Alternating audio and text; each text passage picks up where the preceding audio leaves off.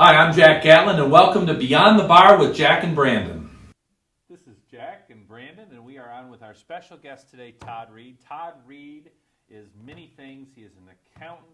He is a tax advisor, tax planner. He's going to go through all these wonderful things, but most importantly, Todd is a social media guru.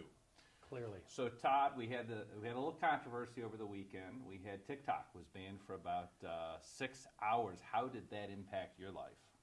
TikTok, Facebook, Venmo means nothing to me, Jack. You don't do it? No. You don't do it? People still fax me. I don't know. Old school. You equate Venmo with TikTok? It's just all that new space age stuff, I guess. Well, we also had a huge change. I know that when I woke up the day after the inauguration and I had learned that the beautiful water west of Florida that I love frolicking in was now called Gulf of America and not Gulf of Mexico, I was just blown away. That impacted you too? I heard that, but had no impact on me No whatsoever. impact? Boy, you're kind of buttoned up. Like the legend of accountants being a little buttoned up is real. That may be a stereotype that holds. Who knows? We'll see. All right. Did you see the pictures of the Gulf of America with the shorelines covered in snow recently? No. It Did you? reminded me, weren't you on spring break when we went and the snow hit and you couldn't even get gasoline in Alabama and stuff because everything was out? Spent 2 nights in Birmingham, Alabama. It's beautiful when there's about 8 inches of snow in Birmingham. They have no snow plows in Alabama. Right. Can you imagine that? So you got stuck. We went off road and luckily We were made it About a past. half an hour behind in a Toyota MR2 that just didn't navigate the snow Was too this well. in 1978? This is 94. It was our own stupid faults. We waited for the UK basketball game to end, even though it was snowing in a blizzard, and they were saying what's happening right now down there was coming. But we still, typical college students, waited for the game to get over before we embarked on Panama City. Persevered spring break. and made it. Yeah, 28 hours later, we were in Panama City. Yeah. At the now and going to the now defunct Club La Villa and stuff. Well, to follow up, we appreciate people that are on social media because it's a big way that we get our message across, and we certainly know Todd's been a big follower of ours on social media. I have. I think I was your 4th hit on the YouTube video on one of the podcasts. So. Well, thank you. We appreciate it.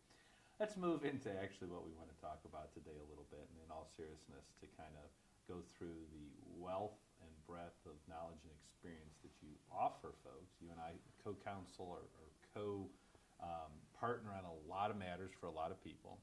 And one of the things that I see here at our office is this concept of, I'm going to go on the Secretary of State's website because I Googled it, and I know to set up a business, I can, for $40, basically do that online, and I'm good to go, right? Yeah, I think there's a lot of well-intentioned, good ideas, passionate about those ideas that can, to your point, navigate a website, a Secretary of State's website, and maybe don't fully understand the repercussions, not only at the state level, but also the local level. Same thing for securing an EIN number. You can navigate the irs.gov site, secure yourself an EIN number, but then if you don't fully understand the responsibilities that go along with that, you could get yourself into trouble.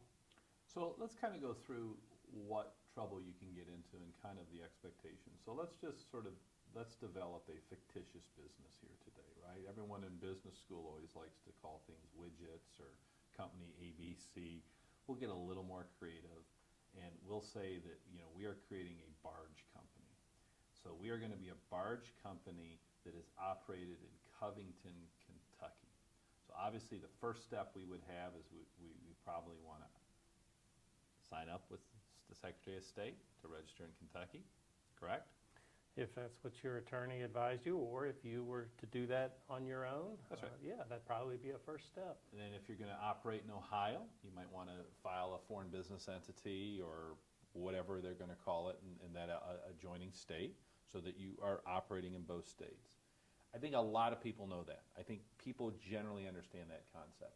Where I see that people get jammed up, and we'll get into entity and choices of entities here in a minute, but I think where people get jammed up is that's only really even half of the picture for the local piece, right? I mean, we have business licenses that are required in the jurisdictions in which we operate in. You're going to have potentially zoning issues, which again is a level of complexity that I don't think people realize. I mean, if you have a house on the Ohio River, could you just, Brandon, all of a sudden say, you know what, I'm going to park that barge in my backyard because I'm bucked up to the river, and now I'm going to operate the business out of there? I'm pretty sure the Corps Army engineers would say no, and probably your local zoning administrator as well would say no. But I thought we lived in America, and I thought now with the new changes we've had, with the freedoms that have been imposed upon us, I mean, isn't all this just government bureaucracy, and I should just be able to plant my flag at my property and launch my barge right onto the beach and operate a business without telling the government? Well, there's a lot of people that think that, but Okay. those same people, many who voted for the person you're attributing this to, though still like zoning because it keeps. Because you might not want to be It the keeps neighboring aesthetics property owner in that the has neighborhood barge nice. line. Okay. It's more about aesthetics at that point. Zoning is aesthetics, but they are, when you go to start a business, it's huge because people don't realize that my barge company office needs to be located in this building. And maybe they don't realize that office is not allowed in that zone. Right. Or I think it's more than aesthetics. I think it's traffic control. It's all kinds of stuff. Right. And I know we're getting kind of a little silly, but I do think that at least in our office, I don't know if you see this as an accountant, but very few businesses that come into our office have any understanding at all of having to get a local business license, of having to deal with local regulations, zoning, whatever. Like, they seem just totally ignorant to those facts. I don't know what you see. I think a lot of it comes with the passion. Something has moved that person to make the leap. Sometimes they're leaving the confines of a secure job where there's benefits and consistency in pay. But for whatever reason, they're passionate about whatever this next venture might be, and they're so fixated on that that they don't understand or don't even know about the regulations and some of the administrative functions that are required. Mm-hmm. So we got our barge company, so we can't just beach our barge. We've got to at least get approval from the jurisdiction we're in. So let's just practically say, so I'm now locating my barge company, I'm in Covington. Let's say somebody gave me a zoning permit, the Army Corps of Engineers said I can do it, I'm now basing my barges in Covington. You know, just practical advice. What now do they need to do locally to operate that business from a license perspective? Yeah, so you need to understand where you're doing business, where your nexus is, and understand. So I have an accounting degree as well, and I struggle with the concept nexus. So educate everyone what even you're talking about with nexus. Yeah, so in a simple example, I always use this. If you were to have a shoe store that is bricks and mortar right in the heart of Covington, I think it's pretty clear that you have nexus or you're doing business right there in Covington. But if you are a barge that's moving up and down, or if you're a plumber, or if you're an HVAC worker, you're probably going to be all over the place. And each city, each county may have a slightly different definition of nexus. They certainly have a different form. They may have a different taxing structure. Well, and I think that's a key too. You know, he used the term tax. We all refer to it as payroll tax, but in Kentucky, it's actually an occupational license fee because I think those were deemed unconstitutional for locals to pass a quote-unquote payroll tax. It to be an occupational license fee. Which is for all So occupations. it's the privilege of engaging in occupation, which leads to yours. So actually, the barge is a bad example because you're on the river, but you mentioned trucking or something. So when you or HVAC, employees who leave the home base of Covington and go to Villa Hills, Independence, Alexandria, and perform service, engage in their occupation. What's the significance of that, of what that company needs to do for their employees at that point for all the cities they're in?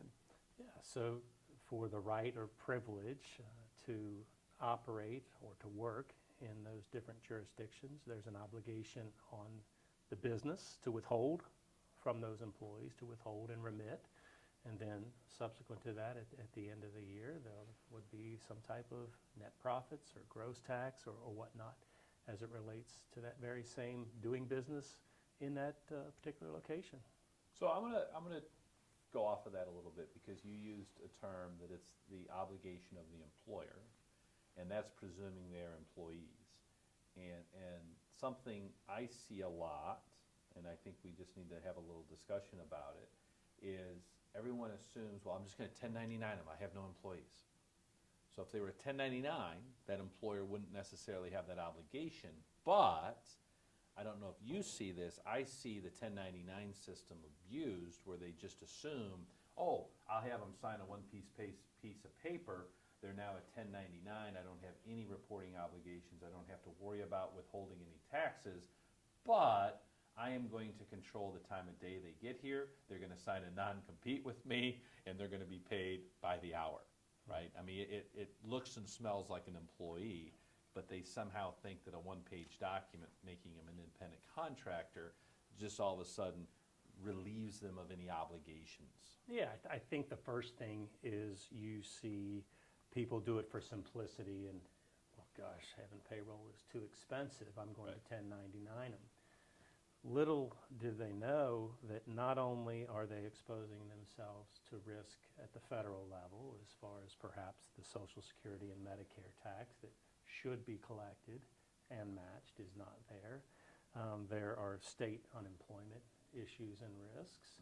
There are also local taxing authority risks. I've seen this. I've seen where maybe none of those hurdles tripped up somebody trying to 1099 them, but when the person that they 1099 goes to do their income tax and their tax professional informs them that they owe thousands of dollars because there have been no withholdings, and they owe not only income tax at the federal, state, and local level, but they owe Social Security and Medicare, there's a form that they can complete, and it reports the employer or the company that contracted with them, that can let the IRS know that, hey, they 1099'd me, I think I'm an employee, here's their name and address and everything else. So that has been a way that somebody that was trying to cut corners, contract when they shouldn't, have gotten tripped up. And then you could probably speak just volumes to the risk component in case that person gets hurt. Well, it's workers' comp. I mean, if the same rules are going to apply, if they should have been considered an employee under IRS reg, workers' comp's going to flow the same way. So the way that would work is it would be a claim against the state uninsured fund, which then would be going much like the IRS would go after for not doing the withholdings. They're going to go directly after that employer for not paying workers' comp. Right. And the other thing you're subject to when you get cute in workers' comp and you don't report all your payroll to your insurance carrier, you get an audit. You get killed. And then you might get said, oh, here's an IOU. You said you only had $50,000 in payroll. You had $500,000.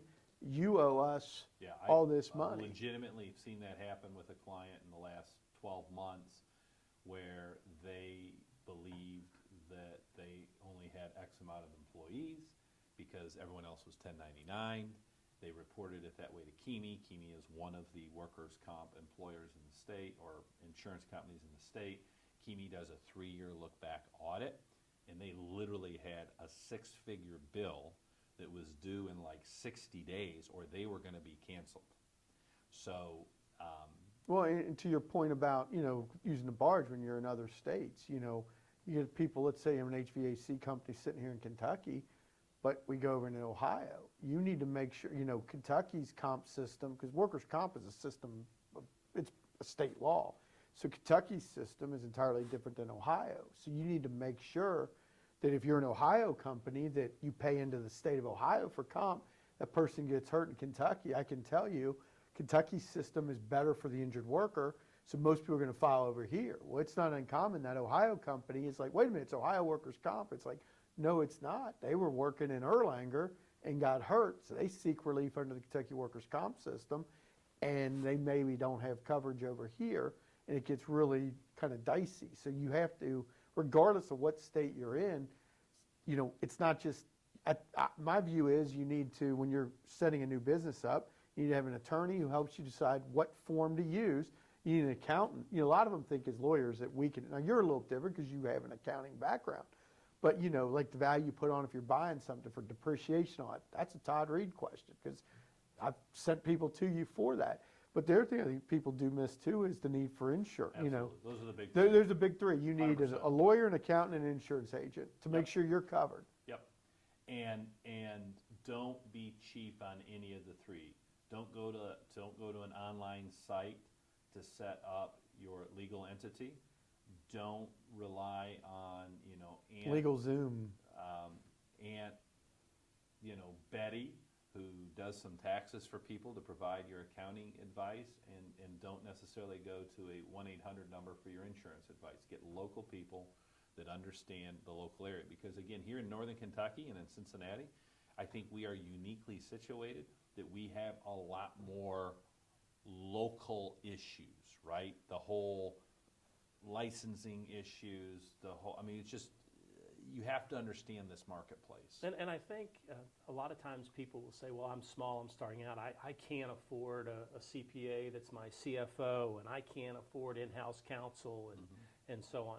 But what I have seen and been a part of for many years is where you can collaborate in the same room with that small growing business, with a CPA, with an attorney, bring in the property and casualty agent, and right there at that table serving that client, they can get the effect of that collaboration without bringing them on their payroll. That's right.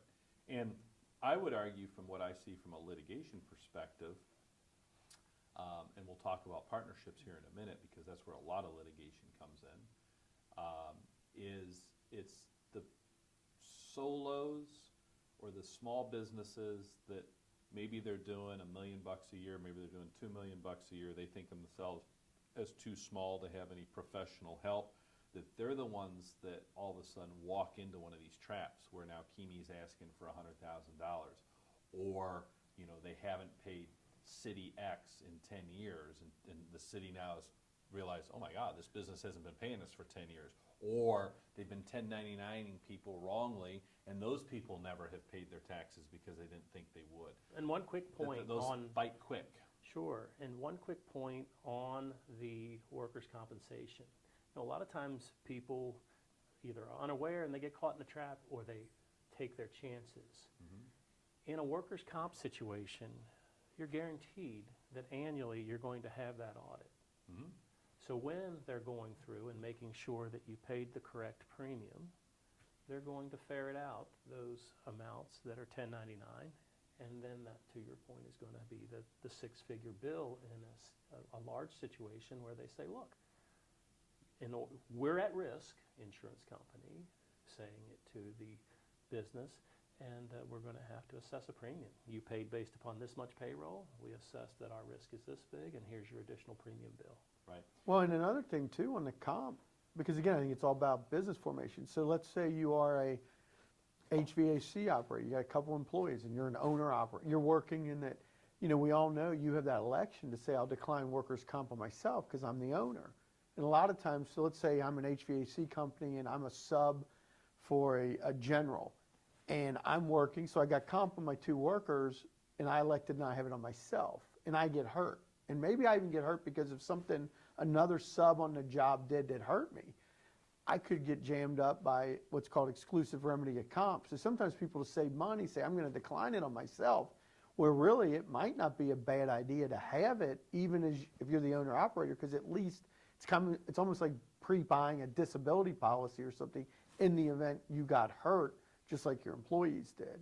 But most people are quick to be like, oh, I can save money if I don't cover myself. And we've been in cases where we've had to defend insurance companies and all because of that very situation. They decline comp, insurance doesn't apply, it's exclusive remedy of workers' comp. And it's sad, but that person who declined their comp coverage is kind of left without any recourse. I think a lot of this goes to, everyone wants to start a business. A lot of businesses start out of homes. That's all great. That's all wonderful. It really is the American dream to own a business. All three of us own our own businesses. It's awesome. It's unbelievable. But you can't do it on a shoestring, right? I mean, you do have to have some initial capital to go into what I would say the bones of a business, the boring stuff, insurance, accounting, legal. That's not fun, right? It's not. I mean, we joked a little bit about social media because I think that is the fourth arm, which is marketing, which is very important to businesses. But I think that is the fourth arm because I think you have to have the bones in place first. But I find a lot of people, they might go out and they might spend, $30,000 on a logo, but they don't want to spend $1,000 to get a lawyer to advise them on something. Like, I think you need to have the bones first. Yeah, and I think another thing that I've seen is risk. I have seen situations where the person that's going to take this leap, leave the comfort of their employer after X years, that maybe wouldn't put $2 on a racehorse. Right. Very conservative, risk averse, but yet sign a note on equipment that's personally guaranteed. Right. Not even realize what they're signing. Sign it to where basically taking the biggest risk ever, and let's just hypothetically say it's a coffee shop. Right. Again, so passionate, have the vision, exactly the American dream. But if we dug in and said, how many cups of coffee, how many do you need to sell each day to cover not just the basic overhead costs, but that person's time is worth something.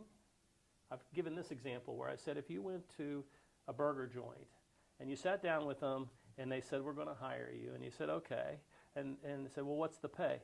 Well, I am going to not pay you, you're going to pay me. That's what starting a business is what it's like as far as starting a business from the get-go, from the standpoint that you're going to have to put more in many times than what you're going to take out. Now, you don't do that, and it's not sustainable. You're doing it to build it up and eventually have hopefully a bigger payday, more flexibility, whatever it is that you're aspiring to do from the walls of the W-2 land that you left as far as an employee. But you've got to do some planning to understand what the costs are and what the goals are. If not, you'll get no pay, what I was saying before, and you're left with a lump sum of debt that you've got to cover when you go back to work at somewhere else. And you bring up a good point because people think, I created my LLC. You can Google, it'll say, well, that limits your liability. So what they don't get is that might limit your liability for a trip and fall at your coffee shop. If you have insurance. If you have insurance. But the $150,000 loan you took out for the build out that you personally guaranteed, they didn't realize that last page that said guaranteed, it said if this LLC you created can't pay this loan, you're personally on the hook, and they really could care less about your LLC. They're going to go after you personally. And had you seen, I'm thinking back 10, 15 years now, of some pretty successful companies. Have you seen, but maybe once or twice, if at all, where the lender does not ask for a personal guarantee? Rarely. No, I think that I tell clients. Especially in the last 10, 15 years, it's virtually always personal Exactly. guarantees. But I've seen it where it's not, but I always remark to my client, that's when you've made it. When you Yeah, have but made it to where the business. I'll be honest There's with you. some big successful companies that are Yeah. growing that still can't push away from that. I agree with you there. I've got many clients that have $100 million plus companies that are still personally guaranteeing, because I think it's a part of Dodd-Frank, frankly. I think it's hard to get traditional lending right now without the personal guarantee. So let's kind of segue a little bit into entity formation, because again, I feel like people Google that and they all sort of immediately think, okay, I'll be an LLC, so I can never be sued. I'll be an S Corp, I won't have to pay taxes.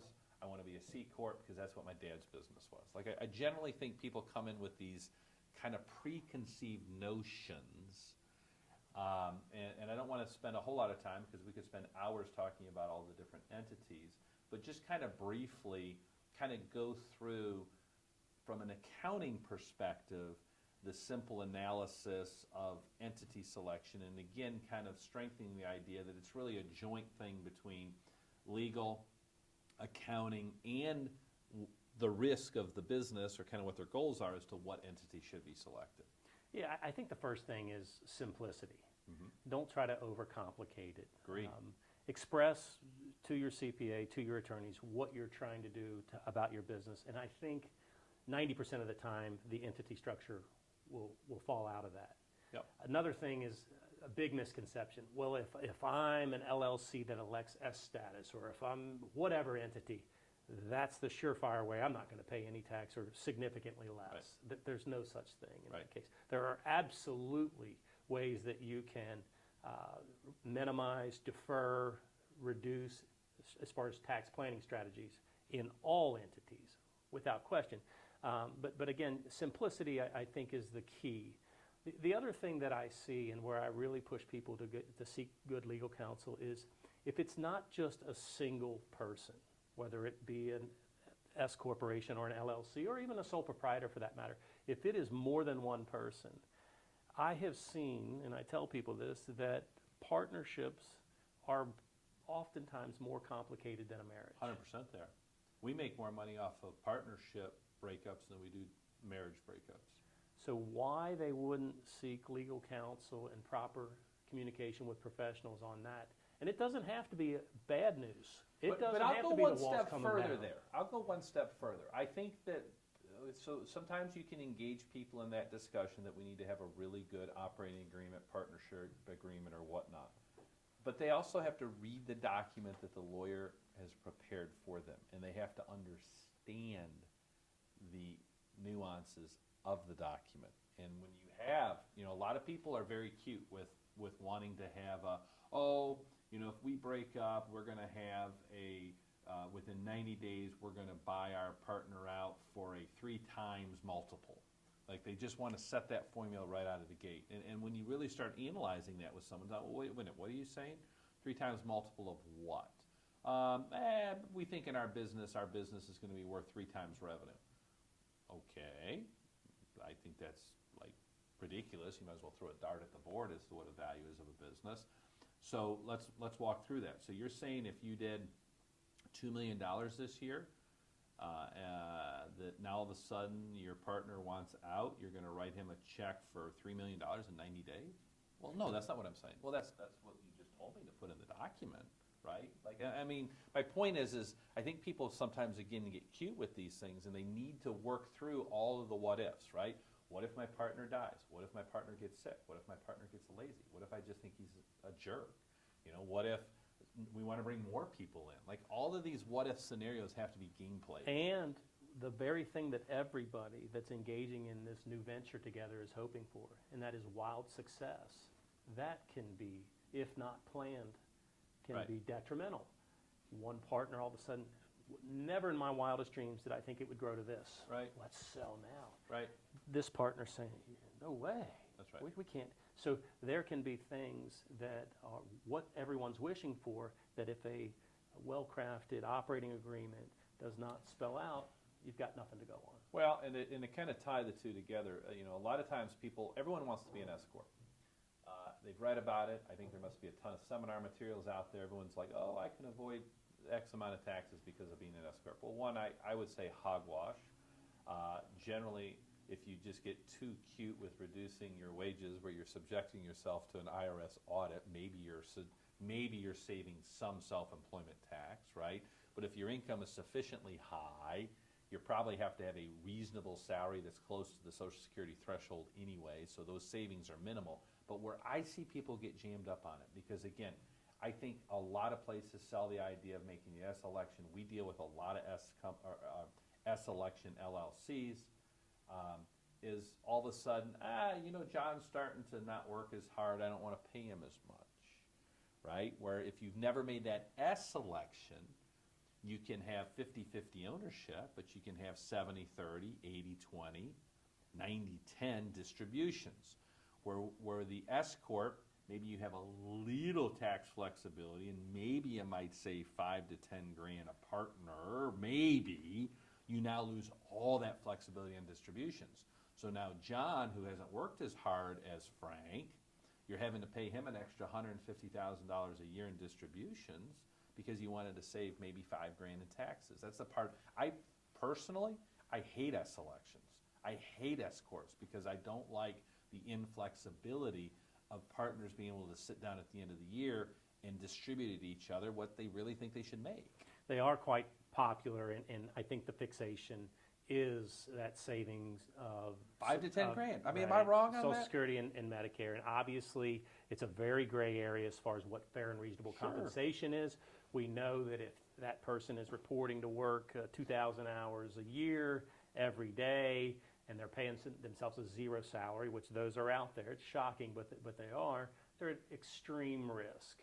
And then what fair and reasonable is, and again, the reason I think it's done is because of the self-employment or the Social Security Medicare savings, and they fail to look at the other components of the business, flexibility and distributions, Well, et cetera. there's another side to this that, again, I'll get off my horse here of why I think S corps are just awful, and it's virtual malpractice for people to put people in them.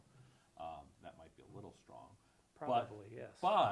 But the other thing is you're not paying into the system, right?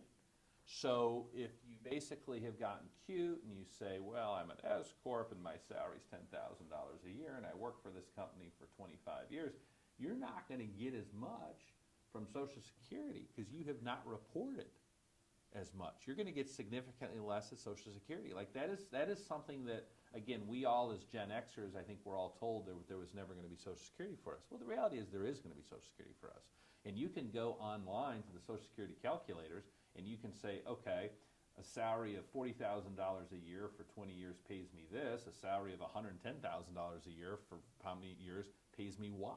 And when you do that economic analysis and when you do that part of the equation, I'm telling you, the tax savings in these cases is almost nil. Along with the risk as far Yes, as the what that audit fair and risk. reasonable salary Yes, is. Now, yes. S corporations are perfect in a lot of situations, but there is a misconception. It's often abused. And to that point of tunnel vision, not looking at everything, not looking but beyond just a few dollars. Yeah, well, right yeah, now. I said that was the way to go. That's what we're going to do. Right. We got our barge company. We've cleared all of our hurdles. We're paying all the entities. We've gotten all that set up. We have a partner. We got a nice partnership agreement. So we start invoicing people, and we just start putting it all in a shoebox, and we take it to you, Todd. And we say, you know what? We heard something about some tax returns we might have to do. We haven't done anything for a few years because we didn't really make any money.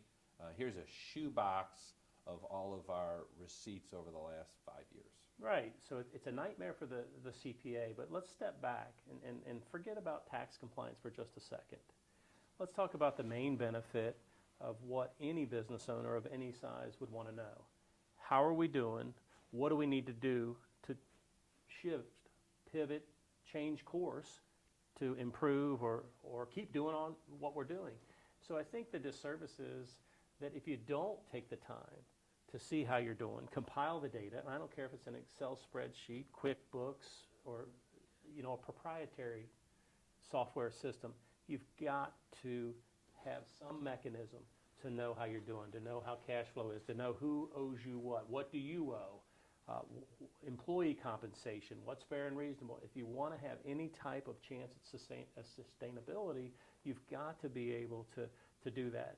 And then a benefit from that record keeping and that timely and accurate financial statement would be it's a little bit easier and you know where you're at from a tax standpoint, federal, state, and local. So think of yourself first as far as the small business owner of the importance of knowing where you are. And then an ancillary benefit is it makes it that much easier to comply from tax standpoint. And if you want to sell, Absolutely. the better your books are, the Right. easier it's going to be to sell. But let's just help someone, because I hear you that it doesn't really matter. An Excel spreadsheet, fine. But the practical side of it is if someone's filling out an Excel spreadsheet, they're sophisticated enough to do something different. I mean, we use QuickBooks, and I'm sure there are other competitors of QuickBooks. I feel like QuickBooks has a pretty large share of the market for small businesses. I'm curious, what percentage of your clients are using QuickBooks or some online bookkeeping tool like QuickBooks? I think Intuit has the market share, definitely well over half. Which is QuickBooks. Fair enough. And they do a good job They're cheap. of that. They're online. It's reasonable. Yeah. However, just subscribing to QuickBooks by Intuit Agreed. is just the beginning. That's right. Garbage in, garbage out. So you still need to make sure, in order to get timely and accurate financial statements, that you've got a system and a process in place. But once you do, whether it be QuickBooks or one of the competitors, Xero and other Sage, Peachtree, those, you get out of it what you put into it, and they can help the business grow. Well, let me ask you this, because you bring up a good point, because as we all know with QuickBooks, because obviously, at our office, because he's an accountant, Jack knows how to go in and code things. Great excuse he has. You don't even know the login. Put it all and on you. password. So, but my question to you is like, Emma knows the login and password. is He knows how much cash you have. He has no clue. Oh, he doesn't? No so clue. do you do this where like you got a business that goes out, they get QuickBooks, and you come in and you literally, do you go in and sit down with your customers to show them, okay, well, this is where you went and bought furnaces that you go and install. Do you sit down with clients to show how you code that, to kind of teach them so they're better off to do it themselves, so they give you a more finished product? Absolutely, and oftentimes we're teaching the business owner and also maybe one of their team members that they have that could answer the phones and take orders and other things. It can be quite efficient to where they can learn to do the data entry, and then we support them in that effort. So oftentimes having that where they control the input and the output, and we support them in that, they've got access to timely and accurate data. They know, more importantly, what their clients or customers owe them and can operate the business based upon that. So they really need to take charge of it, but we oftentimes serve in that role to educate them, be a resource, that outsourced CFO, to be able to answer a question. And with the online capabilities of QuickBooks, we can log in and see it with them. So I guess you kind of have the same view I do. I think a lot of times people think, oh, I'm going to have to call my lawyer or my accountant. They're just wanting to make money. I'm going to assume you're like us. Like if somebody, like certain things we really don't enjoy doing that well. Deeds, they're just not that fun. It's not like we're making big money on that stuff. So in your world, you'd almost rather train them. You get a clerical person who can do all that.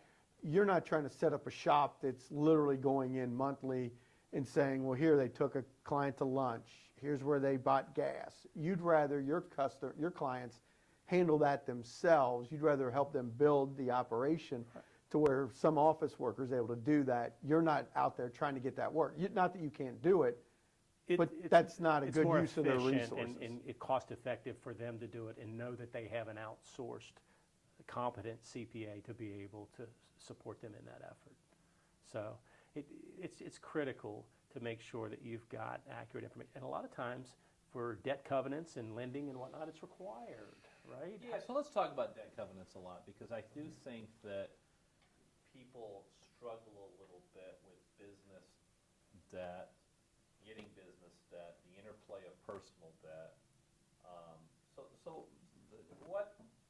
Give us some examples of times where a business has violated the debt covenant, and basically all we're really saying is they're violating the promissory note, and an impact that could have on somebody. Could be a debt covenant that says you will not take distributions if you don't meet certain financial metrics or ratios. If you don't have timely and accurate statements, you won't know that you're in violation of that. It's probably one of the most common ones. The other would be just not fully understanding those covenants and innocently. And paying the debt is not always good enough. Right. I mean, we have mutual clients that I feel like sometimes that lenders will almost ask for financials, will ask for documentation yearly to supply their own regs, and they're people that have probably never missed a payment in 50 years.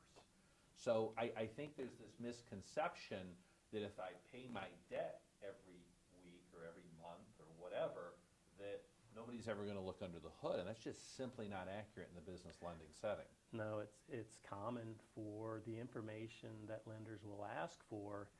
Beyond have you made your payments timely, they're looking at things that might come to pass down the road. And they could call a note, and we all have seen it happen for someone who has been paying the debt, but now all of a sudden, because of maybe their P&Ls, maybe the balance sheet, maybe they've overextended themselves with distributions, that they're now going to just call the note. And generally calling the note, very, very, very few notes are unsecured in the business world. Most of these are secured with real estate, which is often the business location. Yeah, you talk about a disruption. Right. I'm paying my bills. What do you mean you're going to call the note? Right. And the domino effect that has, it can have a significant negative impact, if not detrimental to the business. Right. And that's real. We see it every day. Absolutely. I mean, those are things that are real, that are out there. To kind of segue into the bookkeeping aspect, another area that I think people jam themselves up, and I believe they should never do themselves, is payroll. So I think a lot of times people do the 1099s for simplicity. They're scared of payroll. I think a lot of other people say, oh, I only have 2 or 3 employees. I can handle the payroll. Because of the complexities of all the local governments, again, I think people are absolutely foolish to not hire someone to do payroll. If you can offload that risk What it is. to an entity that will take that on and keep up with all of the, not just federal, but also the state and local requirements that go along with that. If you look at the cost, it's well worth it. And I'm going to brag on you and your company, and I know that you probably have more payroll clients than you want, but it's a service you provide your clients that are like a full service place. We just got a mailing from you yesterday. It was about 1.5 inches of materials. It was the W-2s. It was the fourth quarter reporting, all of the localities. I think between all the employees here, and we are not a big business, I think you all paid 20 different municipalities. And I look at all of that, and I see how little we pay your company to do that. Are you saying we need to increase our fees, Jack? I'm saying that I don't even understand it. I'm looking at these forms, and again, I know enough to know what I don't know. I could do the payroll myself if I wanted to, but I have zero interest. I'm looking at all these forms that are hand-filled out and signed, and you all handle all the money, and you write the checks to all the local governments, and you wrote the checks to the state, you write the checks to the federal government, and again, I don't even get it why someone would hire someone to do that. And I'm sure that you are priced competitively. My point is it's actually very, very affordable to have someone handle your payroll for you. It absolutely is, and they are very tight deadlines and extremely severe penalties. The reason why Plus, you're taking the money. You're pooling it. So I'm impounding not, as an employer, ever going to get into a jam up. from a budgetary standpoint. Right. Exactly. One of the things that people often overlook, they'll say, I can save $100 or $200 or $500, whatever that fee would be, but they're failing to understand as far as just one day late would swallow it up for a year. I'll disclose what I think we pay you less than $2,000 a year to handle all the payroll here for 15 employees. That's it. It's amazingly That's a cheap. problem. That may be a clerical error on our part. Well, We'll I think fix we that. get a friends and family discount Yeah, I is think what so, happens. I think it's some whip in there. Exactly. But the reason why we deliver those services is it is important as far as our comprehensive suite of services to our clients. So it's not sexy. There's nothing highly profitable about it, but it is necessary. We do it well, and we're happy to do it for our clients. Yeah, and again, I think it's just one of those things, and maybe we've now, this poor person who's looking to start their own business that's watching us is like, oh my God, I've got to have an accountant, a lawyer, I've got payroll, I've got all of these issues, but they're real. And I think the reason that I see them as so important is, number one, I don't want, as a business owner, the responsibility to get it right for my employees. You know what I mean? I don't want that responsibility that, okay, you know, Jane that works over in Wyoming, Ohio, I don't know what Wyoming, Ohio wants to take out of her Right. paycheck. I don't want to have to think about Yep. that or fool with all of that. It allows you to do what you do and do it best and focus on that. That's right. So let's kind of finish this up with, you know, we've discussed this idea of having the right formation, of having all of this stuff in place with your local governments, having a nice bookkeeping system, building that infrastructure up, having a good insurance package. Payroll is important. But let's say you do all of this and then you get that nasty gram, right? You get a letter from the IRS saying, hey, you're under audit. We don't believe that, you know, when you all went to Barleycorns every day for your whole life that you were truly talking business and get that meals and entertainment deduction. I think a lot of people are scared to death of audits. I think that we've had some, you know, again, in all fairness, we have a sitting president who I think has been under a 20-year audit, and I think there's been a lot of talk of the fear of that and the scare of that, and I think people have this general fear of the IRS. From your perspective, I would like you to just kind of provide what someone should do when they get that initial letter, and what they should worry about and what they shouldn't worry about. So first of all, let's talk about the most common, whether it be federal, state, or local, as far as an audit. Usually is an audit letter where there's some type of mismatch. It's not, we don't believe you or whatever. The government's leveraged technology as far as matching. You know when you receive that 1099, that W-2 or whatever, there's another copy that's going somewhere else. So a lot of these letters are simply a mismatch. And it's an inquiry. Hey, we didn't see this here. And the response a lot of times is just helping them understand, oh, it was here. And it's resolved that way. So the first thing that someone should do when they receive the letter is don't panic. The second thing they shouldn't do, and some people do it, is just pay it. Oh, it's only $150. Oh, it's only $1,000. I'll just pay it and make it go away out of fear. Oftentimes, more than half the time, it is simply resolved by providing more information. So don't panic. Collaborate with your professionals. Hey, I got this. Oftentimes it can be resolved very, very quickly by providing a missing piece of information or something that was not interpreted right or didn't scan right or what have you. So the vast majority of audits are mismatch. Are there audits as it relates to we want to dig in? Absolutely, there are. There are also random compliance audits. And they're an inconvenience, but don't fear and don't do anything other than collaborate with your professionals to determine the legitimacy of it and then how to resolve it. Any other thoughts you want to give us today on any of these topics? I think so. I think related to the end goal. So we've given examples of hypothetical businesses, but somebody that has the passion, that started out, worked hard, and all of a sudden time flies, they're working towards something. Is it selling it? Is it selling it to their employees? Is it selling it to a competitor? Is it selling it to somebody else in the industry that's kind of been a partner and not a competitor? Is to don't get so mired in the day-to-day. Be aware of what the end goal is. Some people never want to retire, but maybe they want to slowly move out of their business and empower their other team members and employees. So keep in mind that you're taking this risk, you're doing this for a reason, all the red tape at the federal, state, and local level. Keep your eye on what you're aspiring to do so that you're steering in that direction. If it's a sale, make sure that you are understanding multiples of earnings and other metrics within your industry as to what can I expect to get for the business? What can I do to position it to sell it to a certain key employees? What can I do as it relates to making it more attractive? Can I confidentially have conversations with others in the industry to get ready for that? Remember the end goal.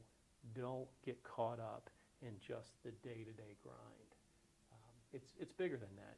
That business owner that took the risk is not only providing a living for themselves, but also all of their other team members. I think if you stop and reflect as far as the responsibilities, the risk, and also the rewards, it makes it all worth it. Any final thoughts, Brandon? None. None?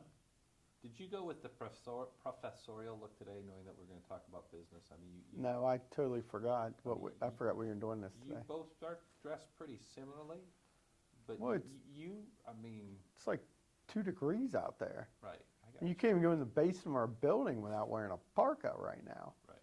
It is cold. I mean, So- it is bitter cold. I know you don't like social media. I was giving you a hard time. I know you don't really like marketing. I want you to give about a 20-second elevator pitch for what you're looking for. Are you looking for clients? Who are you looking for? And tell us just a little bit about how they can get a hold of you. Absolutely. I have been blessed. I'm a CPA and also a certified financial planner. I've spent the last 25 plus years at a small family firm, Bottom Line Services. We have the best team members and the best clients. We serve them in a comprehensive capacity.